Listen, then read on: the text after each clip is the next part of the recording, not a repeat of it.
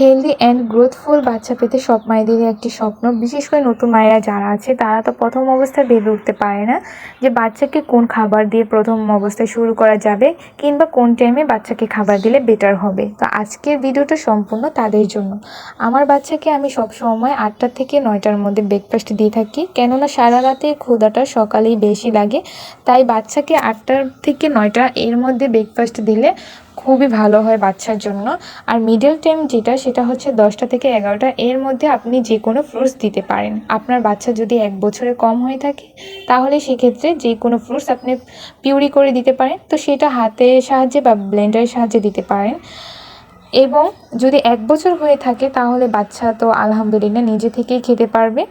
তো আমার বাচ্চার বয়স হচ্ছে 1 বছর। তো আমি কিন্তু ড্রাগন ফলটা কেটে নিচ্ছি, আর এটা কোনো পিউরি করব না, ছোট ছোট সাইজ করে নিয়েছি, বাচ্চা এইভাবেই খেতে পারবে। আর বাচ্চাকে যত সম্ভব কালারফুল ফ্রুটস দেওয়ার চেষ্টা করবেন, এতে করে সব ধরনেরই উপকার হবে। আর আমার ড্রাগন ফলটা কিন্তু অসম্ভব লাল ছিল।